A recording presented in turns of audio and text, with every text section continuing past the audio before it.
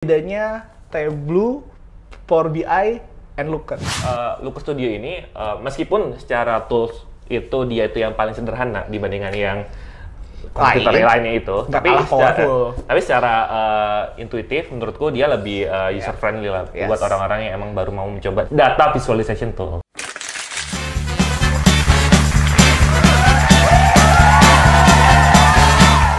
Halo, selamat datang di acara baru kita, Fun Q&A. Hari ini kita kedatangan tamu, Adam Startup. Pasti udah pernah lihat di YouTube, TikTok, Twitter. Pasti pernah lihat nih. Nih, follow ibu sini. Gimana Mas? Apa kabarnya? Baik. Ya, pas kita lagi syuting ini, kita lagi pada ngantri tiket Coldplay ya. Oh iya. Oh, gitu. Nggak ikutan. Udah diwarin orang? Oh, udah diwarin orang. Nanti kita ngomongin gimana tips and trick-nya, Mbak. Gimana kabarnya? Capek nggak kesini? Baik. Hari ini lumayan, ya. Untuk nggak terlalu macet sih. Tentu nggak terlalu macet, kayak biasanya kan Kuningan parah banget nih. Iya. Mungkin langsung aja nih, boleh nih kenalin dulu, biasanya ngapain aja atau lagi sibuk apa nih hari ini? Oke, jadi nama gue Adam. Mungkin teman-teman kalau yang sempat pernah lihat YouTube gue, namanya Adam Startup, yang itu di situ bahasannya lebih banyak ke ini sih, case study gitu, dalam bentuk Excel maupun kayak data visualization kayak gitu. So sekarang kebetulan sekarang lebih fokus banyak ke private consulting sama bikin konten ya di YouTube. Jadi kan sibuknya YouTube, bikin data visualization. Kira-kira apa nih yang paling memorable dari selama ini kontennya?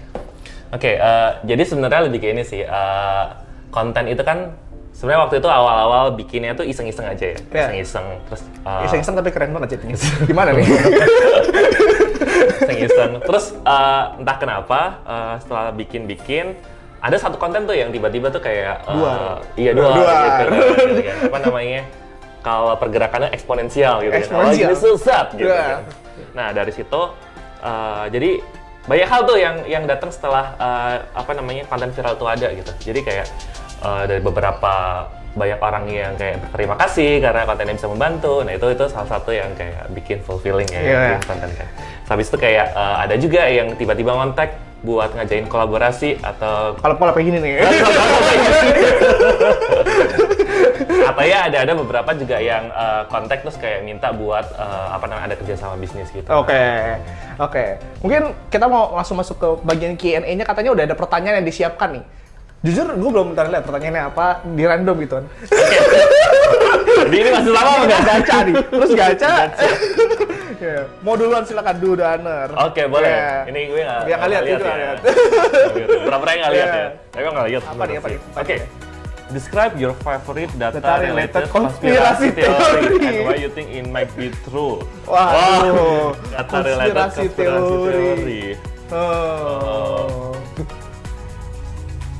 A few moments later. Ini agak mikir. Langsung tik. Kita lagi mikir konspirasi teori mana yang aman untuk tayang di YouTube.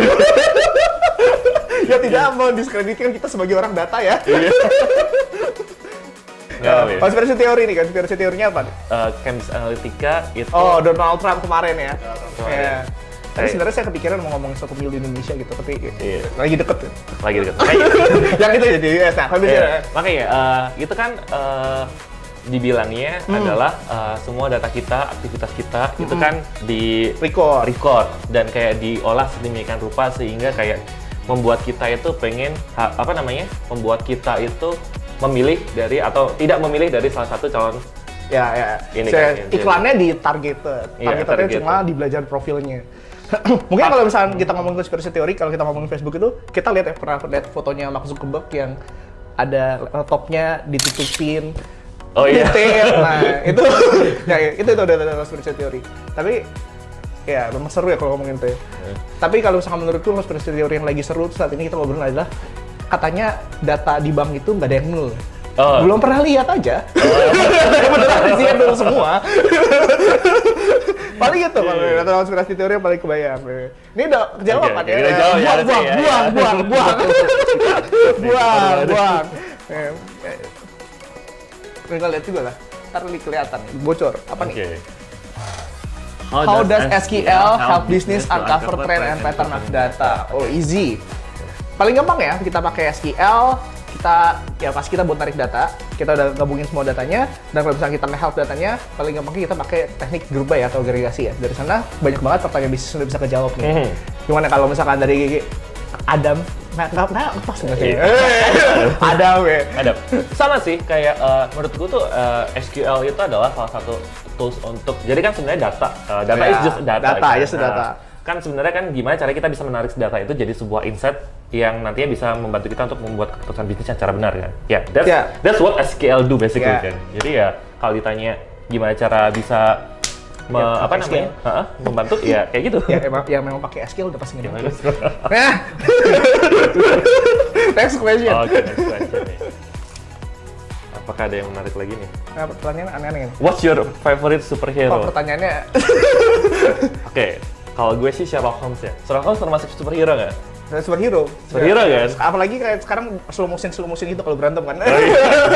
Iya. Kalau gue superhero. Kalau lo gimana? Kalau gue Sherlock Holmes, sorry. Kalau lo gimana? Superhero gue selalu Francis Colet ya. Tahu Francis Colet pada gue? Oh, nggak tahu. Ini agak jadi serius ya. Francis Colet itu tuh orang yang write library keras pertama kali. Oh iya. Ya, jadi keras itu library untuk deep learning. Jadi dia membuat deep learning jadi gampang buat semua orang. Kayak jadi semua orang punya kekuatan super. Oh.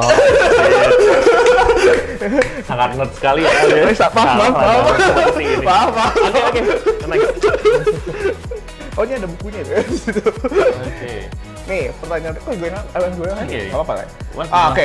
What the most surprising thing you have discovered through data analysis using Tableau? Oke. Ini siapa nih? Ya. Oh, boleh. Kalau gue sih lebih ke ini sih, bukan uncover the truth, tapi lebih ke uncover the anomaly, yang akhirnya tuh kita discovering the truth. Oke, discovering the anomaly gitu kan. Jadi kayak waktu itu di salah satu perusahaan yang gue pernah kerja gitu kan. Yang tadi kita disclose ya. Gue pernah kerjain travel output gitu kan. Terus habis itu kita tarik tuh datanya di tiap akhir bulan, tiap periode lah, untuk melihat ini lah performanya lah. Nah, ada satu orang nih, dia tuh secara performanya itu sangat anomaly dibandingkan outlier gitu kan. Tapi masalahnya kita kan di awal stance-nya kita kan ketika ada anomali, pasti ini kayak terlalu bagus tuh. Terlalu bagus. Dia melakukan abuse atau dia melakukan kayak ya istilahnya bot atau abuse gitu lah. Atau dia ngisi datanya sendiri. Iya, gitu kan. Nah, tetapi setelah kita lihat, datanya real gitu kan. Oh, beneran? Iya. Terus penasaran dong, kayak sebenarnya apa sih yang terjadi gitu kan. Akhirnya itu tuh kayak seminggu itu menjadi pertanyaan kita semua. Kenapa orang ini tuh bisa bagus banget gitu. Akhirnya kita temu, alasannya apa coba? Dia tuh punya blog kecil yang ketika kita search keyword kode diskonnya, itu jadi nomor pertama, paling atas gitu. So, SEO-nya. SEO itu penting, guys. Moral of the story, SEO itu penting, guys. So, ketika kita lihat itu, dia blow our mind semua sih gitu. Oh, ternyata gini ya. So, SEO. Emang. Selalu ada surprising nih. Iya. Kalau kita ngeliat data tuh selalu ada ceritanya. Iya, cerita di balik. Oh iya. How does SQL fit into the world of business intelligence? Kalau gue bilangnya ini ya, business intelligence tuh kan basically, ini gue jawab dulu ya. Oke, jawab. Business intelligence kan kita gimana caranya kita bisa membuat bisnis itu lebih pintar. Yes. SQL ini menurut gue itu lebih ke kayak the way they learn-nya. Bukunya kali ya? Atau gimana ya? Mungkin kayak langkah. Iya. Prosedur yang membantu nyampe ke sana. Iya. Jadi kayak kalau diibaratin business intelligence lah otak kita ketika mikir. Yes. SQL ini adalah ya cara kita dapat informasi, bacanya lah kita belajar ambil datanya, dapat informasinya. Berarti kita bisa bilang kalau business intelligence itu otak kita, SQL itu matanya. Oh iya. Indranya. Senjata Okay. utama. Boleh lah. Lanjut. SQL. Tapi sebenarnya memang nggak bisa sih data analytics nggak pakai SQL. Ini biasanya kalau tulisannya gini nih, kalau saya lihat tulisan tangan, pertanyaan aneh-aneh. Apa nih? Bahasa pemrograman yang paling cocok untuk pemula. Pertanyaan kontroversial. Bahasa pemrograman yang paling cocok untuk pemula. Kalau gue sih, katanya kenapa? Karena gue waktu itu pertama kali belajar langsung ke Java sih. Itu nggak pemula friendly banget, bro. Paling susah. Gimana ya, Kak? Kalau Mas Andre gimana? Boleh jawabnya ini nggak? Paling gampang sebenarnya itu tergantung tujuan untuk apa. Kalau misalkan pemulanya kita pakai mau untuk data analytics, buat gue masih R paling gampang. Oke. Karena kayak ngobrol sama ChatGPT. Oke. It's ChatGPT before it's cool. Tapi kalau misalkan pemula programmingnya untuk bikin program, untuk bikin API gitu-gitu, ya pakai Python. Multipurpose programming udah gampang, nggak bikin objeknya nggak susah kayak Java. Oke. Tapi kalau mau bilang pemula, paling bagus pakai data visualization tuh. Gue tadi mau bilang kalau beneran pemula ya? Kalau beneran pemula banget dan cuman pengen belajar semantiknya aja sama semantiknya, Excel udah bisa deh. Iya. Excel kan pelan-pelan dari sana ada if else gitu. Iya. Bahasa program ada. Iya. Atau Tableau ya, apa drag and drop. Benar. Ya gitu lah. Oke. Ambil. Apa nih? Ini pertanyaan tulisan lagi nih. Apa hal yang paling menyenangkan sebagai talenta data? Oke. Ini sih dianggap paling relevan dalam industri sekarang. Si hottest sexiest job. Sexiest job ya. Gitu kan. Hal paling menyenangkan dalam sebagai talenta data. Nggak pernah bosan, kalau lagi bosan cari data aja di internet terus bikin visualization. Oke. Kalau mau gibah di Twitter nggak berkalah. Pakai data. Oke. Nih. Nah, nih, Looker. How does Looker help business to improve data governance practice? Data governance. Oke, data governance. Sambil dijelasin dulu kalau dia data governance itu apa. Coba jelaskan dulu. Atau data governance itu apa? Gue bisa jelasin dengan mudah data governance. Data governance itu kan berarti sebenarnya gini sih, menurutku it's step one. Kalau misal perusahaan itu tuh emang mau menjadi kayak sebuah perusahaan yang data driven ya, karena basically data Looker. Kalau ini kita ngomonginnya Looker Studio itu kan, Looker Studio itu kan gratis ya, kayak tinggal punya Gmail account, habis itu bisa langsung email. Nanti datanya juga bisa aja kayak ditarik aja dari Google Spreadsheets gitu ya. Jadinya itu kayak udah bisa kayak istilahnya, jadi menurut gue itu lebih ke kayak jadi step dari dari zero ke one-nya sih. Oke. Gitu sih. Kalau menurut gue gitu sih. Oke. Gimana? Mungkin sambil nambahin ya. Tadi kan bisa ada ngomong data governance sama sih. Soalnya data governance itu kayak simpelnya gimana cara kita nge-create sebuah flow datanya dari misalkan data, kita ngomongin data lake itu terlalu keren. Dari sumber datanya gimana nyampe ke dashboardnya atau ke hasil outputnya. Nah, di sini Looker ini salah satu alat yang paling ngebantu untuk bikin data governance ini. Sebenarnya kalau misalkan kita ngomongin kadang kita pernah itu ngomongin Looker sebenarnya, tapi dasarnya nggak ada pakai Looker. Mungkin bisa dijelasin nih, Looker itu apa? Karena menurut gue tool powerful banget nih. Iya, Looker atau kita ngomonginnya Looker Studio ya. Jadi sebelumnya namanya Data Studio. Jadi itu adalah salah satu data visualization tool yang bisa ngebantu kita buat yang nge-visualisasi data basically dari data. Orang-orang kan taunya biasanya Tableau, Power BI, Looker. Data visualisasi kayak gitulah sama gitu. Ya sama. Tapi kalau misalnya pertanyaan terakhir nih, agak curveball nih. Apa bedanya Tableau, Power BI, and Looker? Oke. Apa kayak belainnya Looker dong, Looker dong. Kenapa Looker? Oke, yang pertama kenapa Looker? Karena Looker free. Dia bisa dibilang free is better. Yang pertama free. Yang kedua tuh menurutku yang paling simple karena nggak perlu install macam-macam. Nggak perlu install macam-macam. Kan kayak harus install di laptop masing-masing gitu kan. Gitu. Oh, berarti Looker ini web based.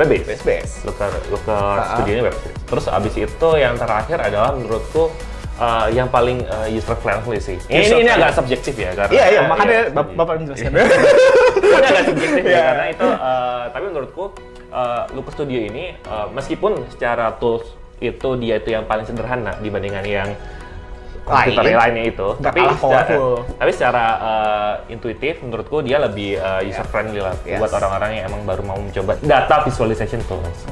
Boleh tuh sambil dilihat si Looker-nya kalau misalnya mau belajar, salah satu tools yang nggak baru-baru banget, tapi lagi nge-hot nih, keren. Mungkin thank you nih atas waktunya. Gue rekomen banget buat kalian yang belum cek YouTube-nya Kak Adam Startup ini. Banyak banget visual keren yang bisa dilihat. Kalau misalkan lagi bingung nih weekend, coba aja replicate visualization yang dibuat. Nah, biasanya tuh lagi bosan kan weekend daripada keluar buang-buang duit, mending bikin codingan gitu. Iya.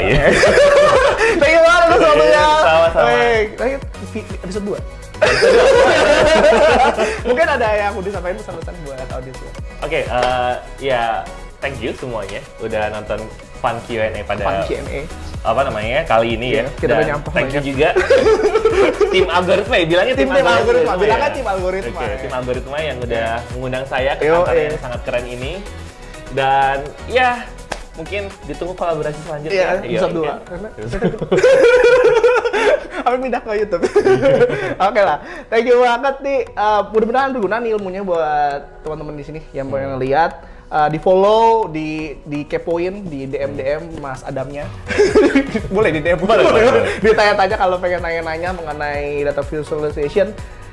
Mudah-mudahan kalian bisa jadi data talent yang bagus ya. Hashtag kita apa? Jadi talenta data. Please subscribe, komen, follow, bikin SEO-nya bagus gitu. Komennya kasih SEO-nya bagus ya. Bye-bye. Jadi Talenta Data bersama Algoritma. Kunjungi www.algorit.ma.